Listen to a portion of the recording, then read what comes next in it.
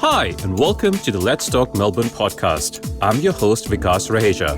The Let's Talk Melbourne podcast is brought to you from the city of Melbourne, where we talk to business leaders, opinion makers, influencers, and change agents.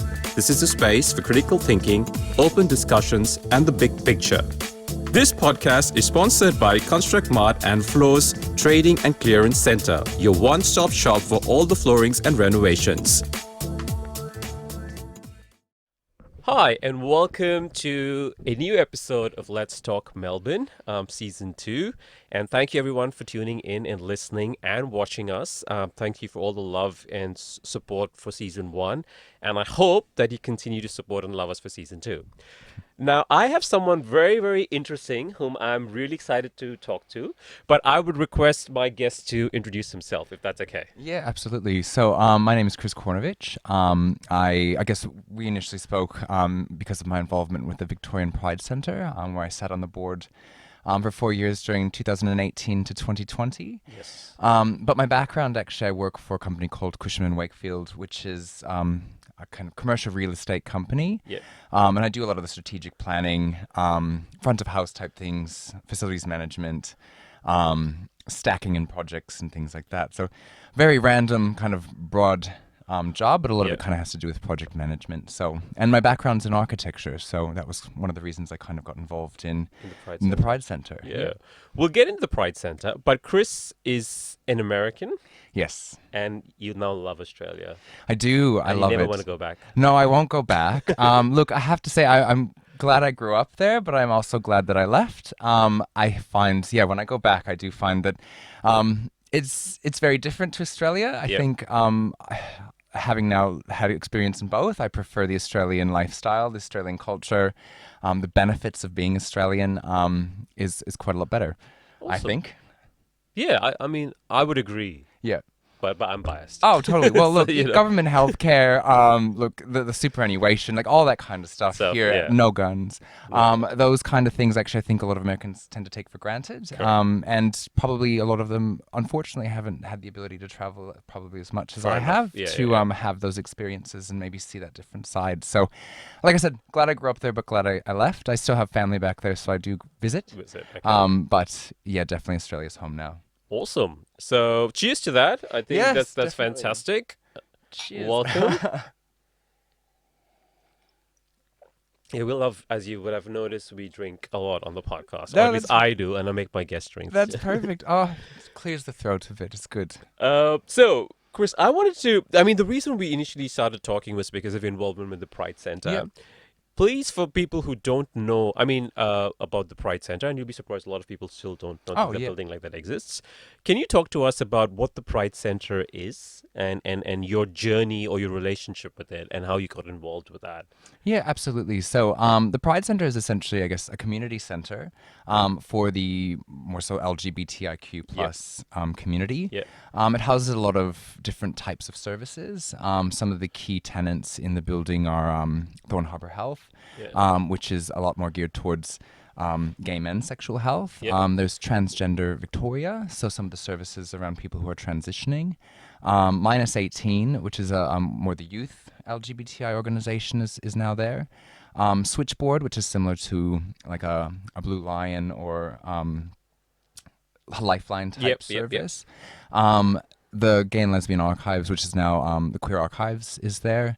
Plus a lot of others, some legal services and some other groups as such. There's 19 in total. Yeah, I think Monash Health is also there, right? Monash Gender Monash Clinic, which is helps a lot with the kind of transgender side of things. So look, it's meant. I think different to other Pride centers around the world, it is very it's got a lot of hats. Yep. So there's a small theater, there's a cafe in the front, there's bookable meeting rooms and boardrooms for meetings. And it's there's open to everybody who open wants to use it. anybody, Yes. absolutely. Yep. So, Yep. I mean, there's an events. If you go on the website at Victorian Pride Center, there's an events page where you Yep. can email and find availability. There are different kind of pricing options depending on if you're a corporate or if you're a nonprofit. Profit. Yep. So a lot to consider and a lot that went into kind of the governance and setup. Yep. And still things that are being tweaked. I mean, after COVID now, we've had a year and some of good, proper working times that we've been able to recheck things and tweak things as needed. We also have co-working desks. Yep. So anyone that's interested in booking a desk, I think now after COVID, that's a bit of an interesting one where so many people have home offices. So we are looking at ways to make that space a bit more inviting. But yeah, it's always changing. And even since I've left, there's been some changes. And but it's great to see it still functioning. I'm still on one of the committees for property. Okay. Facilities and activation and stuff like that, which is great to still be slightly involved in. It's just great to see it actually being used. Awesome. And how did you get involved with it? So long story there. So actually started around the plebiscite. I'll take it way back. I know. So, I wanted you to talk about it. That's it. So starting around the time of the plebiscite, I was working for Cushman & Wakefield, and I've lived in a few different countries. I'm from the United States. Yep. So a lot of times those discussions around LGBTIQ rights and marriage equality and all that kind of stuff have come up.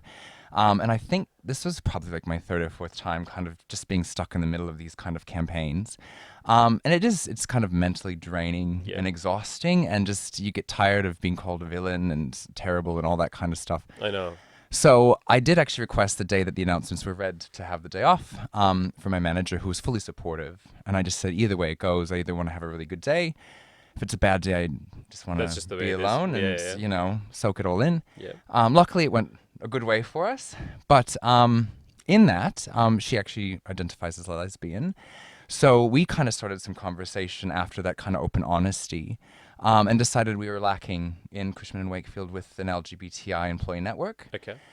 So she and I kind of helped to kickstart a network for Asia Pacific within Cushman & Wakefield at the time, which also then kind of led to one of the groups that Cushman & Wakefield supports is the Property Council of Victoria. Yep.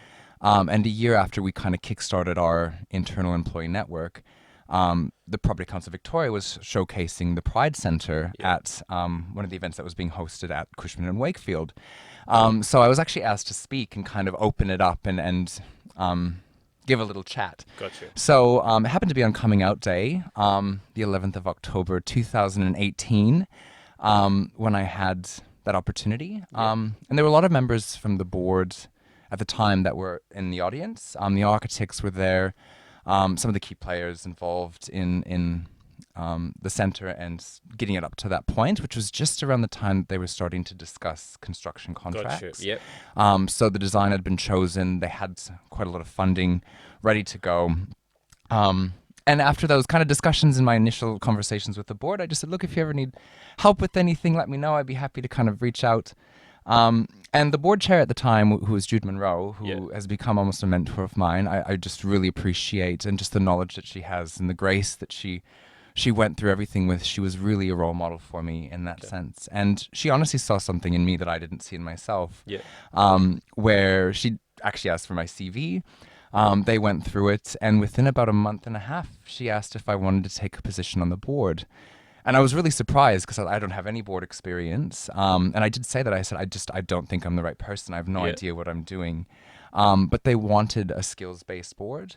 So there were a lot of people on the board that had backgrounds in governance and legal and fundraising and things like that.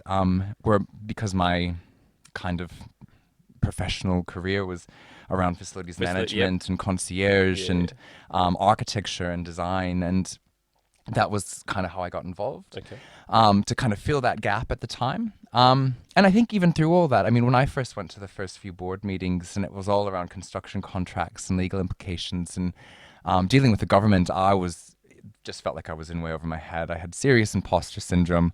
I talked to Jude a few times and said, I don't know if I'm the right person for this. Were you nervous, or you just were like overwhelmed by the opportunity? I was a little overwhelmed, I think. And I think, too, some of the other people that were on the board were people that I saw speak at a lot of events and were really kind of the top-notch people in the LGBTI community that I was a little intimidated by. No one ever made me feel bad at all, but I just felt I was young. I was probably the youngest one on the board, probably by about 15 years. Wow. So that lived experience as well, I kind of undervalued what I could give. And even talked to Jude a few times on different board intakes and just said, look, if you think I'm really not pulling my weight, please tell me. I'm happy to step aside. But she always kept her faith in me, and I do feel like I was able to contribute during COVID. We lost a lot of the budget for, if you've been to the Pride Center, a lot of the outdoor spaces are very much lacking in furniture. We did have to value manage out quite a lot of the furniture and budgets internally as well. So that was kind of my task, was to find providers, try to get things donated. And we were able to find companies that donated the sit-stand desks and the co-working spaces. And you did this by yourself? You just reached out to companies and said, this is what you were doing, and this is the help you need? Yeah, exactly. And no one sort of resisted, or did you curate the companies? It was, well, I kind of already had some contacts that I could work through.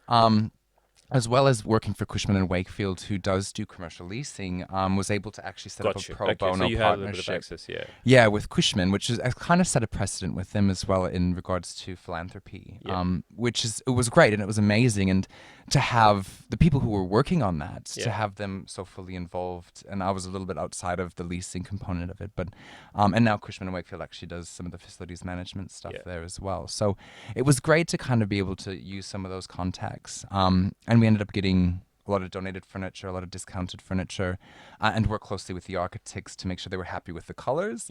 But again, the budgets were so low that I've been told that I did end up saving a couple $100,000 in the furniture side. So I did actually, I pulled my weight in the end. That's and awesome. I gained some confidence and, like I said, worked with some of the most amazing people. I think with that board as well, we all were very respectful of each other.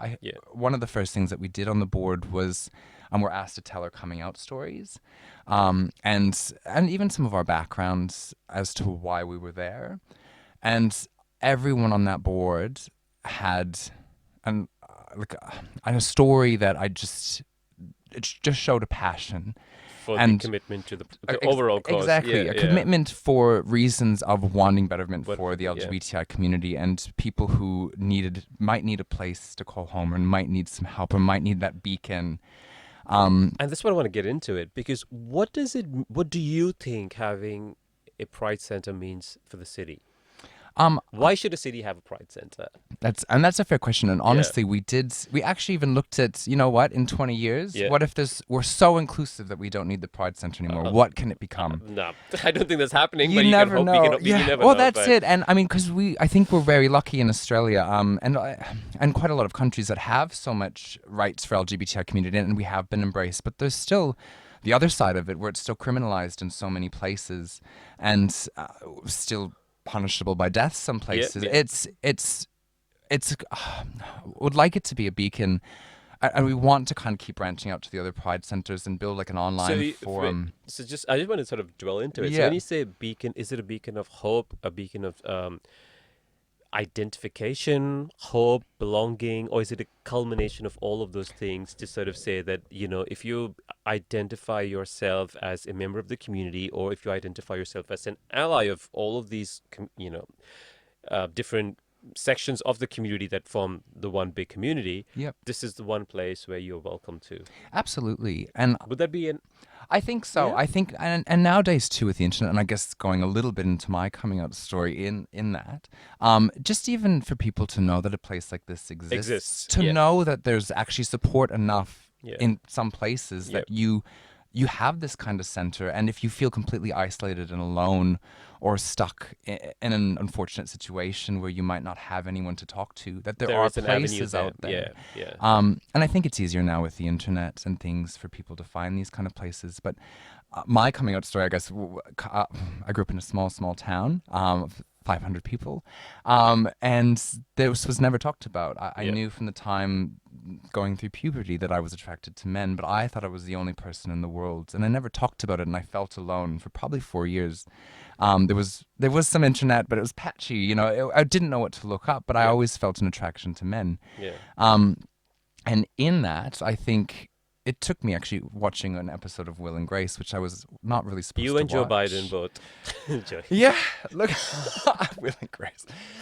But yeah, look, it's those kind of things. I think for me, if I knew that existed, I wouldn't have felt so alone. You need a reference point, a cultural reference point. Yeah, exactly. Yeah. So it's nice to have that for the community and for people who are kind of questioning and people who are transitioning and still going through what they need to go through. Just having that kind of safe space. Yeah. I went to the Pride Center actually. I thought it's a beautiful, stunning building. And I went there for I'm a director for Globe Victoria. I'm one of the directors of Globe Victoria. So we went there for a strategy planning day. But I was quite one thing that immediately struck me was the archival footage that's there. Yeah. Not the footage, sorry, the archival different kinds of archival stuff that's there. That was quite interesting because you normally wouldn't. It was a good decision, I think, personally, to have that kind of, Oh, absolutely. that visual images were very, very important because it sort of gives you a little bit of insight into different kinds of people and their stories and the background. So, and of course, the one thing which I think I mentioned to you as well is that I was having breakfast with a mate of mine and. He mentioned to me because I like the Pride Center. I don't like the location. I think we touched upon that as well. What are your thoughts on that? Like, obviously this is I don't know if it's a controversial topic. Is it a controversial topic? I don't think so. Okay. Look, it's the north side, south side always has that little bit of a rivalry in Melbourne. It's just kind of how it is. Look, the location there was I don't know what like a competition. I guess there was an architectural competition in the beginning. Okay. And I honestly don't remember the amount of submissions. But so the building that exists now was actually chosen out of a competition. And there was the same for the location. There was a bit of a competition put out to all the councils to give their best kind of bid for where the building could go. Yep. And it was open to every council. So I believe 4 applied. I've got to double check my facts. There is a book called The Making of the Pride Center, which will give you all this. So that's going to be my little there's plug. a book on that. There is a book. You can buy it at the Pride Center. Okay. I do have it. Honestly, I haven't read it. I should. I need to. Yeah. Because I was so involved in it, it might be nice to kind of wait a year or so. But all that kind of early stuff is all in the book. But so there was about 4 councils that came back, and the reason it ended up being in the city of Port Phillip was because they actually donated the site that the Pride Center's on. Yeah. It's a large site. Yes. Right off of Fitzroy Street, and a donation of that size comes at millions of dollars. Correct. Of land. Yeah. So that's why it's there. None of the other councils donated, so that's and it's important for people to know that, right? Because there's some logistic and very practical decision making that goes behind such and financial, and absolutely. financial, yeah. So it's So I mean, regardless of the location, it's a part of the city. So my humble urge would be to sort of say to just go. Who cares whether it's on this side of the town or that side of the town? And the great thing about it is that the Pride March has always gone down Fitzroy Street, so it's kind of off of one of those thoroughfares that's always had that bit of history. Yeah. And on the day that the Pride Center was launched, actually, Daniel Andrews had announced as well the Pride Day over in on Smith Street when they close off. Then they have a bit of a street party. That was around that time to give some love to the north side as well. So, I mean, we're all Melbourne at the end of the day. Exactly. As the 96 tram runs straight there from the city. Look, like I said, I don't have a dog in this fight. I live in the city, so I don't care the north south. I love them both. Yeah. But as you said, we're all in Melbourne, so it doesn't really matter. So yeah, I did want to touch on that because a couple of people did say that obviously they're from the north side, but there's those are legitimate questions. That's why I want to address absolutely. it because I think it's important for people to realize that there's some very good reasoning for the location to be where it is, and it's not just at a whim of someone who said it's a good idea to have it here for X reasons. No, exactly. Yeah. It was put out there, so yeah. Cool. Everything's negotiable, like everything. But there is a backstory to everything. I mean, down to the detail. I mean, if I walk people through the Pride Center, I'm like, there was an issue with that, and we had to do this, or during COVID. the crane had to stay out for 3 extra months because the glass was getting pressed somewhere and there was service Wow. supply chain delays, like all those kind of things that are going on in the background, and especially navigating through COVID. I mean, when you're that involved in these kind of projects, and this is just one building, one Yes. community center out of the hundreds of thousands in Melbourne, Yeah. and that other groups have Groups to go have to, through yeah. and navigate on a daily basis. There's a lot of consideration that goes into everything on that And in front. terms of e-commerce, do you think is it a sustainable business model? Do you think they'll be able to have enough money and funding to keep going the way they are at the Oh, moment? absolutely. I mean, we're Yeah. solvent. So, but yeah, look, it does rely a lot of the income. There are commercial leasing arrangements. Yeah. So some of the tenants in the building do pay commercial rates. Yeah. A lot of the non-for-profits do have highly discounted rates. Yeah. And those non-for-profits, I guess, can apply for their own grants and Yeah. services Yeah. to get their own funding. Yeah. One thing that was really touched on a lot for the Pride Center was to try not to take any funding from the organizations that were going in. So we didn't want to compete with, Gotcha. Yeah. like Joy FM, for example, who's in there. We don't want to compete with their funding. And that's highly taken into consideration. There's someone that actually works just on the kind of funding and strategy on everything like that. And if there's any challenges, they do talk about that and not Okay. wanting to take money from other groups. Yeah. Look, the state government did give quite a lot of money to the building of the center. That's not an ongoing payment, so we still have to maintain. We rely on the bookings of the theaterette, of the forum spaces, the rooftop bookings, Yep. and the meeting rooms and things like that, and all other. There's still people donating money. There's a lot of those kind of setups that we still rely on. Yep. So it's not like we can just brush our hands of it and say we're set. Reset, There's still yeah. a lot of work that goes into making sure that the building functions and that we don't go bankrupt. So Yeah. No, that's why I asked, because I think it's important for longevity and yeah, sustainability. absolutely. Yeah. Yeah. And look, the good thing is it's even during COVID. I mean, we filled up the whole space. Every single space in that building is Yeah. leased. And there was even people that wanted to get in that we didn't have space for. So it was nice to know that it did have that level of people wanting to be in that space. I think it provides a great space as well for a lot of these smaller non-for-profit organizations, rather than being scattered all over the city, Yeah. to come together in one building and to be able to have those the quick crossover transactions. And, oh, well, we'll just walk over to Joy really quick and ask if we can have a radio spot because -18 is doing a spotlight on something. Like there's just a lot more of those kind of connections that you Got you. get Yeah. all being in one space, and I Yeah. would hope that it's benefited a lot of those non-for-profits in a good way. I'm sure it has. And if someone wants to, what's the like if someone wants to host an event there, what's the size? Like if like a panel discussion as an example, what's the size of Yeah. people that it can There's a involve? there's a theaterette which can hold about 250 people. Oh, really? Where is it? Yeah, Okay, it's I didn't pretty know that. down the Okay. back. And that also there's actually a boardroom above it that has a sliding window that can actually open down, so you can view Gotcha. from different spaces. There's a bar near the theaterette as well. There's a bar on the rooftop. You I can clearly missed all these bars when I went Oh, there. look, I know there's 2 bars, one cafe. It's not all about the bars as well. I mean, because it No, does, I know.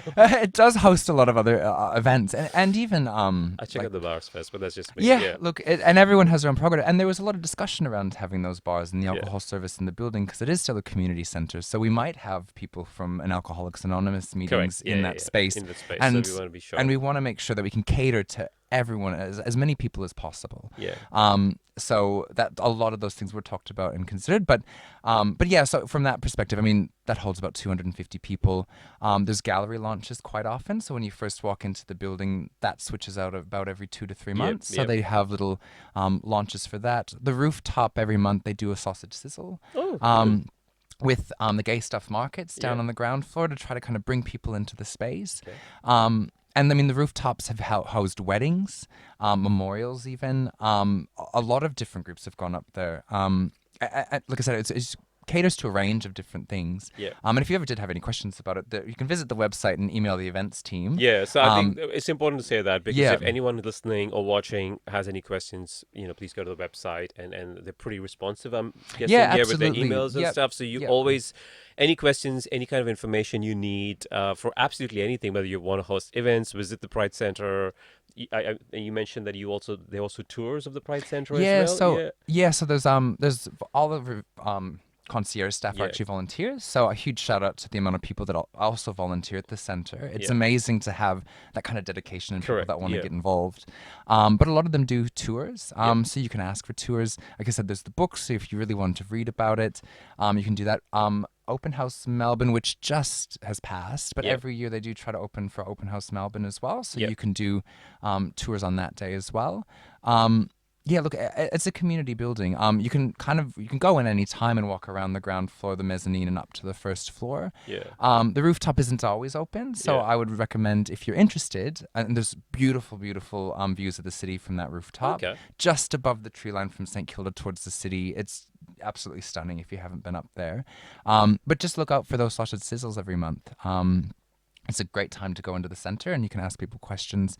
Concierge staff as well, you can ask questions too, and a lot of them have been working there since the building was open, so they might know more than I do about some things. So there you go. If you're listening or watching, please. Sausage sizzles sounds fun. And it's a good way to meet people. Importantly, like people whom you would normally don't expect to meet or come across, and it's always good to get a flavor or witness a different side of the city. You know, because it's always, you'll be amazed at how many different kinds of people visit these kind of places, and with the idea of just being a part of a community. Absolutely. And there's usually a DJ, especially in summer, there's usually a DJ.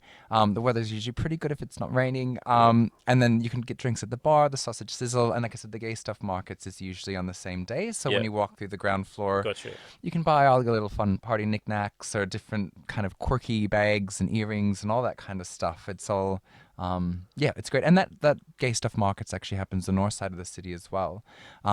So it's depends on where you are, you have access to everything. All sorts of stuff. Anything you don't want to take the tram, you have something next door. That's it. No, it's good. Kris, I want to ask you, when the Pride Center at the inauguration, I'm guessing you were there at the inauguration? Yes. Yeah. So when you saw the inauguration, when you witnessed the center officially open, what was the first thought that crossed your mind? Do you have a memory of that? Look, I think it was tricky because the inauguration was an incredibly difficult thing to plan because of COVID and all the lockdowns.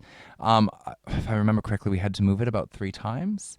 And probably by about the 3rd time, a lot of the people that were on that committee to do that event were so burnt out, and you could just see the morale kind of coming up because we wanted it to be this massive street party with thousands of people and everyone celebrating, but we were limited to 200 people wearing masks and having to social distance, and it took it was amazing.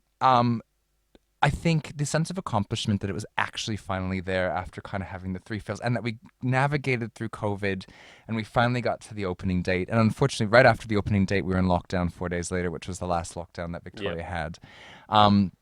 But for me, I honestly, just knowing that I'd been a part of it and seeing it actually be done and thinking back on everything that we hoped and wanted, and we didn't get everything, but just that sense of accomplishment that we'd gotten as far as we did, and navigated through COVID. And it kind of, even at that time when you only had 200 people and had to wear masks, it still kind of felt like we were getting to a sense of normal.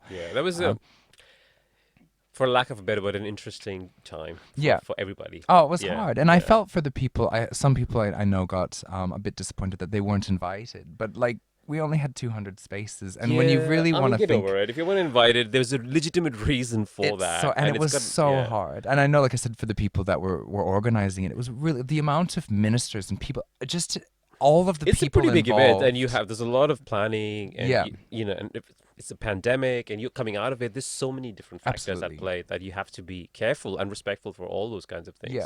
But now it's back to now it's back to normal. So if you did not get to go, then go now. Absolutely. Go today, go tomorrow, go whenever you feel like. But it's there. And there'll always be events on. And during Pride March, I mean, they open the building up and you can wander through, and it's just. I think there's something in Midsummer as well. Oh, there would be. There's be heaps of events at Midsummer. The Melbourne Queer Film Festival as well. They try to open up and do things in the theaterette for the Queer Film Festival.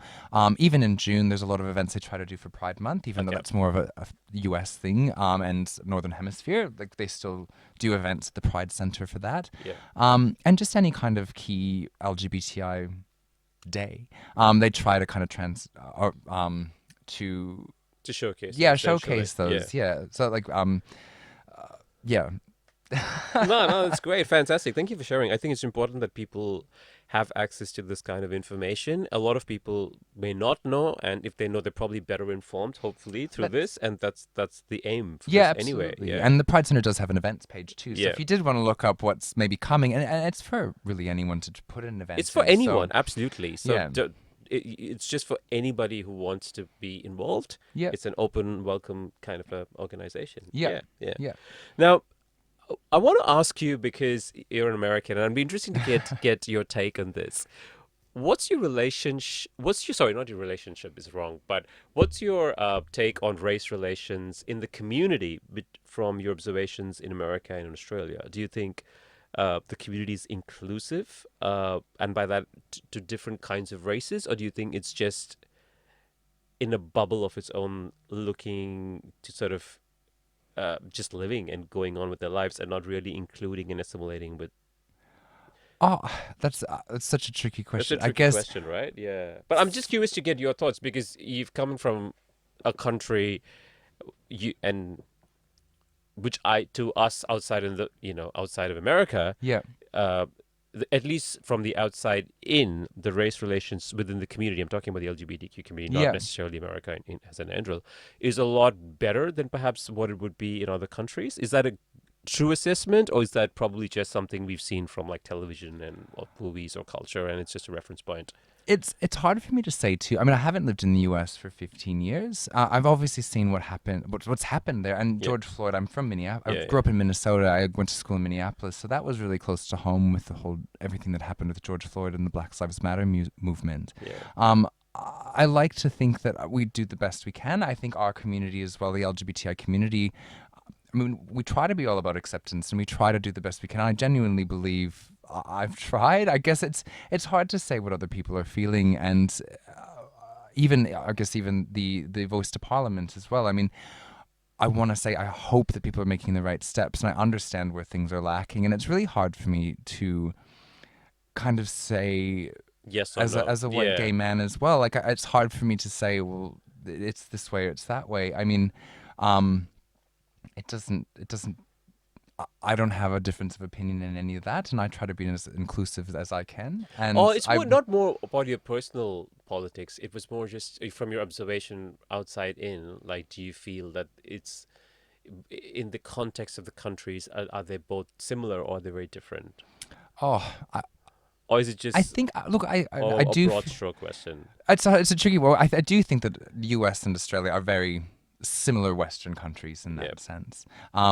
Look, we do have some different policies, and we've got some different setups of healthcare, like those kind of things, I guess. But Yeah. I guess I would have to say it probably a bit similar in that sense. Okay. And they are inclusive in your mind. I believe so. Okay. Yeah, or I hope a lot of people are working to get it as best they can. Okay. No, that's I think that's important to sort of say. I don't think it is, but that's just No, that's completely but fair. the reason I asked you was that because exactly that is that if you had a different reading being an American into Australia versus because you always get different kind of contexts, but Yeah. ultimately it's and as unfair a question that would be because we all come from our experiences and we have only our experiences to as a reference point to make a statement whether it is or it isn't. So Yeah. that's completely fair. Now we ask all our guests two questions. Yeah. One is, what's your anthem song? Do you have an anthem I song? do. So I thought a little bit about this when you'd mentioned that. Yeah. So funnily enough, I'm going back to my MySpace days. Oh, And wow. There was a time when it there was a was MySpace. time, Jesus. and my song on my MySpace was Grace Kelly by Mika for a long, long time. And I have to say that that's probably my anthem song. It's a bit bubbly. Okay. I think it's a good message. I didn't realize Mika was gay when I had it up there, but it's a bubbly song. It's kind of talking about just being yourself, being who you are. I think that's the message I get out of it anyway. Yep. Not trying to fake it necessarily. And so yeah, that's probably my anthem song if I'm in a bubbly mood. It's really hard though too because it just depends what kind of mood I'm in, and I listen to all different types of music. I have to cheat though too and say my second one would probably have to be actually, and it's more poppy, but not poppy, but Adele, Hometown Glory. Because I've lived in 5 different countries. I haven't lived in the US for quite a long time. Fair enough. I've traveled a lot. Yeah. So I think when I do start to kind of feel a bit alone or sad, and I moved here by myself as well, like Hometown Glory, just the way that it kind of comes in on the piano and it's very kind of just relaxing and kind of thought-provoking. That one's fun for me too when I'm kind of feeling a bit down or miss the family or feel a bit homesick. That's another one. Cool. And what's the one thing you love about living in Melbourne? So I love Melbourne. I like the way that Melbourne changes. Like I said, my background's in architecture. I love architecture, and I love walking around the city and just taking pictures of buildings. And I love watching the city change. I love seeing new high-rises go up. I love seeing the cityscape adjust, and I like just any new construction. If you've looked at my Instagram, I try to go back and I'll take pictures as a building progresses, and gets built. And I really love that kind of seeing the change in the urban environments. And I love how Melbourne, it's just busy during any time of the day. There's so many people that live in the city, like yourself, that the city just always feels busy and alive. It does. Versus a lot of the cities in the United States, for example, those downtown CBD areas are dead after 5 p.m. and on weekends. Where Melbourne is just always busy and fun, and there's always something going on, and there's always a bit of a buzz around it. And like I said, I just love seeing it change. Yeah, no, absolutely. I agree with you 100%. I think the fact that I love Melbourne is because there's always something to do. Yeah. So, and that's the fabric of, the city, and it's just one of the best things about living here. Yeah, I wouldn't want to live anywhere else on the planet. And I've lived quite a few different places, and, Yeah, and Melbourne's home, and I Right. love it. I do. I really do. I just, like I said, just the design. And Melbourne was the most livable city for like 5 or 6 years, I think. And now I think we're number 3, but still, it's fine.